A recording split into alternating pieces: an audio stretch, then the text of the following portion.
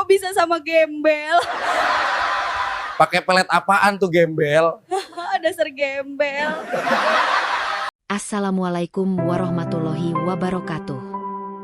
Bayangkan, seorang wanita dipaksa ibunya untuk menikah dengan pria muda yang dianggap gembel. Di hari pernikahannya penuh dengan hinaan dan ejekan. Namun ternyata, sebelum kita mulai, kami doakan yang subscribe dan like supaya dilancarkan rezekinya dan dilunaskan hutangnya. Komen amin di bawah ya. Hari itu, pesta pernikahan yang digelar keluarga besarnya seakan tak menyisakan ruang untuk kebahagiaan. Gedung pernikahan dihias semewah mungkin. Lampu kristal berkilauan di langit-langit, bunga mawar putih menghiasi setiap sudut, dan alunan musik gamelan bercampur dengan dentingan piano modern. Dari luar, semuanya tampak sempurna. Namun, di atas pelaminan yang megah itu, hati Nina hancur berkeping-keping. Ia duduk dengan gaun putih indah yang membalut tubuhnya. Riasan di wajahnya tak mampu menutupi matanya yang basah. Di sampingnya, berdiri pengantin pria bernama Ferry, pria yang dipaksakan untuk menikah dengannya. Penampilannya membuat semua tamu ternganga. Jas hitamnya tampak kebesaran, kerah kemejanya agak kusut, bahkan sepatu kulit yang ia kenakan penuh goresan. Wajahnya sederhana. Rambutnya tidak disisir rapi seperti pengantin pada umumnya. Di hadapan ratusan tamu undangan, ia terlihat sangat berbeda, terlalu berbeda, hingga menjadi bahan tertawaan. Ya ampun, itu suaminya Nina, bisik seorang tamu dengan nada mengejek. Bahkan tukang parkir di luar lebih rapi dari dia, timpal yang lain. Memalukan sekali, bagaimana bisa keluarga sebesar ini menikahkan putrinya dengan seorang gembel. Suara itu terdengar jelas, disambut tawa keras. Gelak tawa pun menggema, lebih keras daripada doa restu. Bahkan beberapa tamu tidak segan menunjuk ke arah Ferry sambil berbisik, lalu menutup mulutnya dengan tawa sinis. Nina hanya bisa menunduk. Air matanya hampir jatuh. Ia ingin berteriak, ingin lari, ingin mengatakan bahwa ini bukanlah pernikahan yang ia inginkan. Namun, semua itu hanya tertahan di dalam hati. Yang lebih menyakitkan lagi, keluarganya sendiri menunduk malu. Ibunya, seorang wanita terpandang, menutup wajah dengan kipas seakan tak ingin dikenali. Ayahnya menegakkan badan dengan kaku, tetapi tatapannya kosong, jelas ia merasa terhina di depan para koleganya. Sementara itu, teman-teman Nina yang datang dengan gaun glamor malah semakin menambah luka.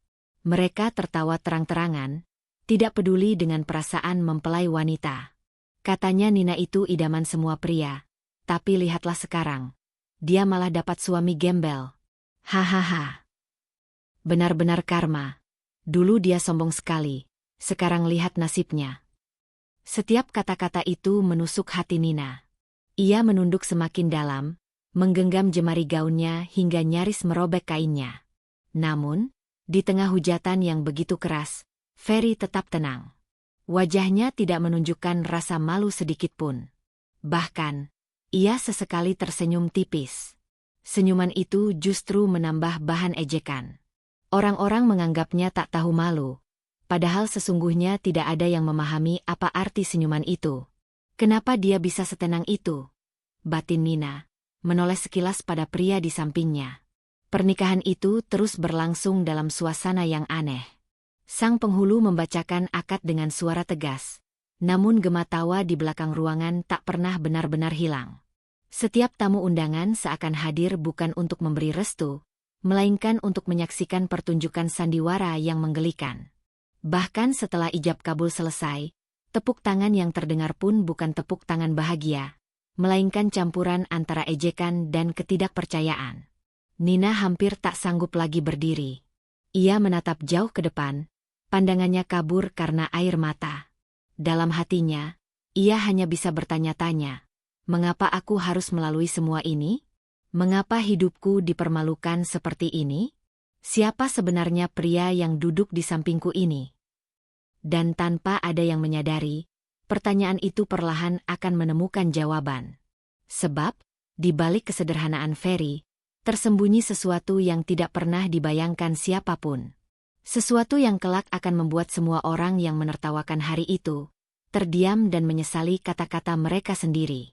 Namun, untuk saat ini, pesta pernikahan Nina hanyalah panggung besar, di mana ia menjadi pengantin yang dihina, dan Ferry menjadi pengantin pria yang dicibir sebagai gembel.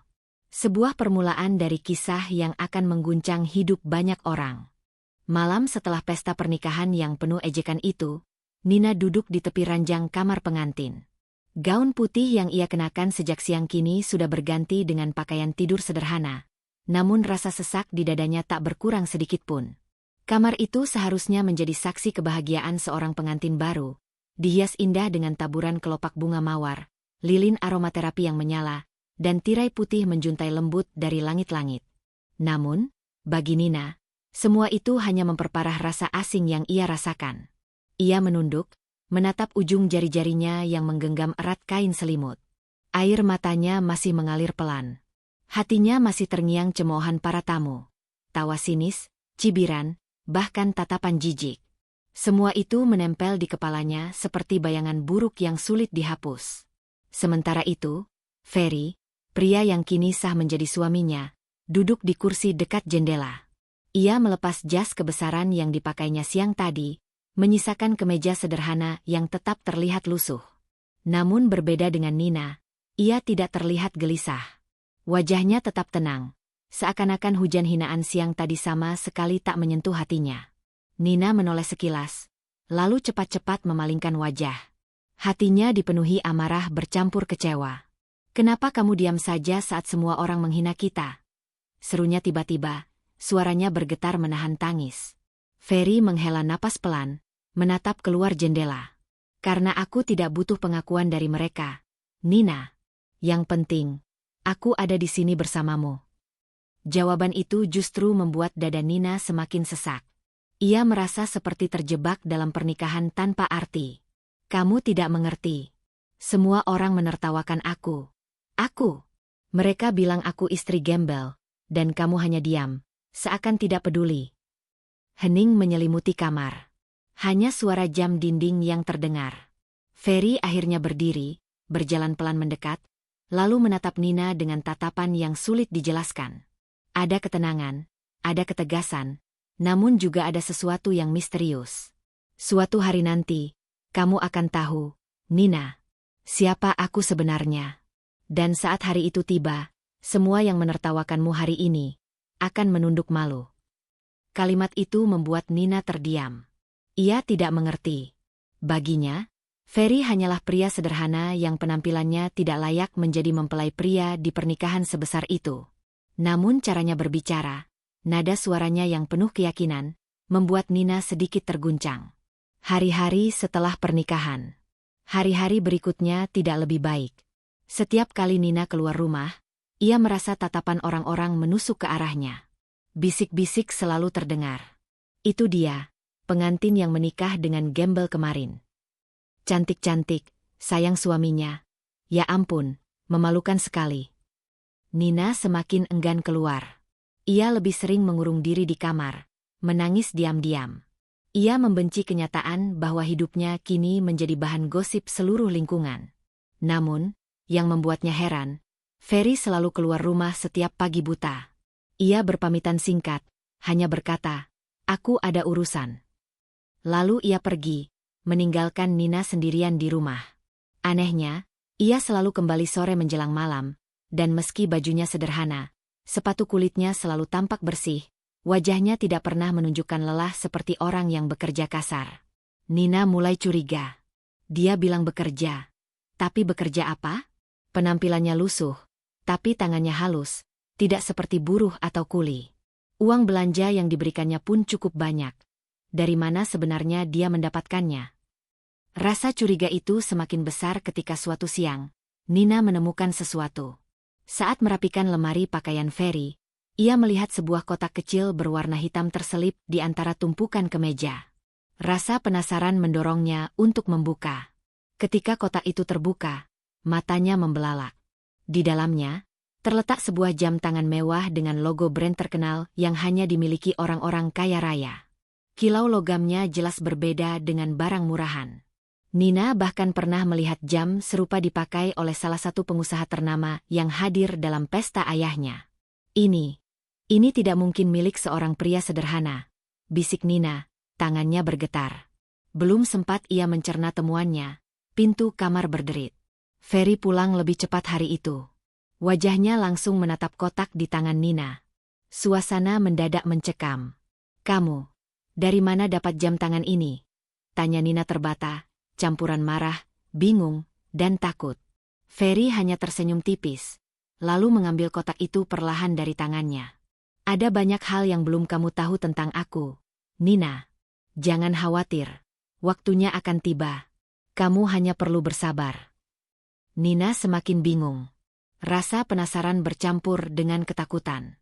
Siapa sebenarnya pria ini? Mengapa ia memiliki barang semewah itu, sementara penampilannya seperti gembel? Malam itu, Nina tidak bisa tidur. Tatapan Ferry yang penuh rahasia terus menghantui pikirannya. Pertanyaan demi pertanyaan menumpuk di benaknya. Dan di sudut hatinya yang terdalam, ia mulai merasa bahwa Ferry bukanlah sosok yang sederhana seperti yang terlihat di depan mata. Sebuah misteri mulai terbuka. Namun, ia tidak tahu bahwa misteri ini kelak akan mengguncang seluruh hidupnya, bahkan mengubah cara semua orang memandang pernikahan yang dulu mereka hina.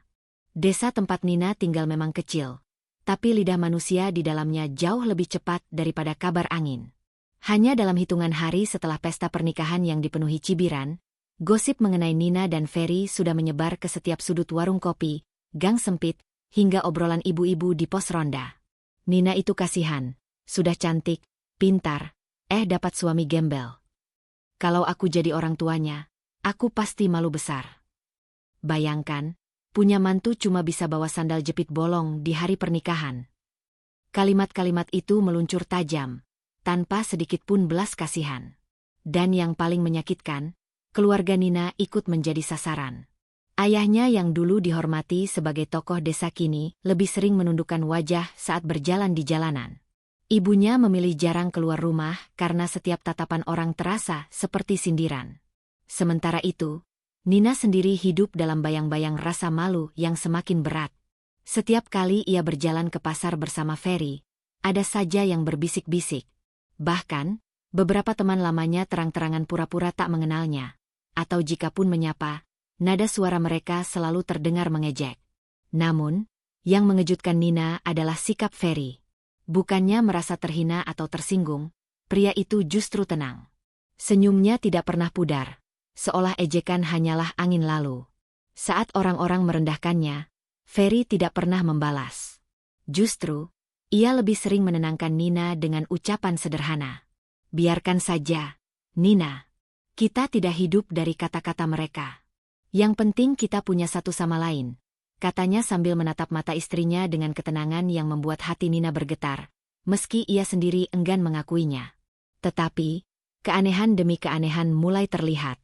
Suatu malam, saat Nina hendak mengambil air minum, ia mendapati Ferry duduk sendirian di ruang tengah dengan sebuah buku catatan tebal. Cahaya lampu minyak menerangi wajahnya yang serius. Nina terkejut ketika melihat isinya. Deretan angka-angka, sketsa bangunan, dan peta yang rumit. Sama sekali tak cocok dengan sosok pria yang dikira tak berpendidikan itu. "Ferry, kamu bisa membaca semua itu?" tanya Nina dengan ragu. Ferry menutup buku itu cepat, lalu menatap Nina dengan senyum tenang. "Ah, hanya coretan lama. Jangan dipikirkan." Namun, malam itu, Nina sulit tidur. Pertanyaan demi pertanyaan memenuhi kepalanya. Dari mana seorang pria sederhana bisa menguasai catatan seperti itu? Keesokan harinya, tanda-tanda lain kembali muncul. Saat mereka ke pasar, tiba-tiba seorang pria asing berpakaian rapi menyapa Ferry dengan penuh hormat. "Selamat pagi, Tuan," ucapnya, sebelum buru-buru berlalu seakan menyadari dirinya salah bicara. Nina terdiam, sementara Ferry hanya menghela napas dan berpura-pura tak terjadi apa-apa. Di sisi lain, keluarga Nina mulai tak tahan. Mereka merasa wajah mereka dicoreng habis-habisan di depan tetangga. Sang ayah bahkan sempat menghardik Ferry di depan rumah. "Kamu tahu tidak, gara-gara kamu, nama baik keluargaku jadi bahan tertawaan. Apa yang sebenarnya bisa kamu berikan untuk Nina?" Ferry hanya berdiri tenang, tidak melawan, tidak membela diri dengan kata-kata. Tapi kali ini, berbeda dengan biasanya, sorot matanya berubah. Ada ketegasan, bahkan wibawa yang jarang Nina lihat sebelumnya. Ayah, Ibu, saya mungkin terlihat rendah di mata orang. Tapi percayalah, saya akan menjaga Nina. Tidak ada seorang pun yang boleh merendahkannya lagi, ucap Ferry, suaranya dalam, penuh keyakinan, membuat semua yang hadir terdiam sejenak. Nina, yang berdiri di sampingnya, terkejut. Itu bukan suara seorang pria yang biasa diejek sebagai gembel. Itu suara seseorang yang terbiasa memimpin, suara yang membawa otoritas. Dan untuk pertama kalinya, meski masih diselimuti rasa malu, Nina mulai merasakan sesuatu yang berbeda terhadap suaminya. Sebuah rasa penasaran bercampur hormat yang belum pernah ada sebelumnya. Namun, di luar sana, gosip tidak berhenti. Justru semakin liar. Beberapa orang mulai menduga-duga. Siapa sebenarnya Ferry? Kenapa ia begitu tenang meski terus dihina? Dan apa arti dari sikap otoritatif yang mulai muncul di balik kesederhanaannya? Hari demi hari, gosip yang beredar tentang Nina dan Ferry semakin ganas, seperti api kecil yang dibiarkan ditiup angin hingga membakar hutan. Tidak ada sudut desa yang tak membicarakan mereka. Di warung kopi, para pria meledek. Kasihan Nina, ibarat bunga desa jatuh ke lumpur. Sementara di arisan ibu-ibu, sindiran lebih pedas lagi. Kalau saja anakku dinikahkan dengan pria itu, aku sudah malu pindah kampung. Keluarga Nina benar-benar kehilangan muka. Ayahnya yang dulu dihormati sebagai tokoh masyarakat kini jarang keluar rumah. Ia bahkan menolak undangan rapat desa karena tak tahan menjadi bahan bisik-bisik. Ibunya lebih parah lagi. Setiap kali ke pasar selalu pulang dengan wajah pucat dan mata berkaca-kaca karena telinga ini terlalu sering mendengar ejekan. Bahkan adik Nina yang masih sekolah ikut menanggung malu. Diejek teman-temannya. Dipanggil, adik gembel, di depan kelas. Nina sendiri merasakan beban itu setiap hari.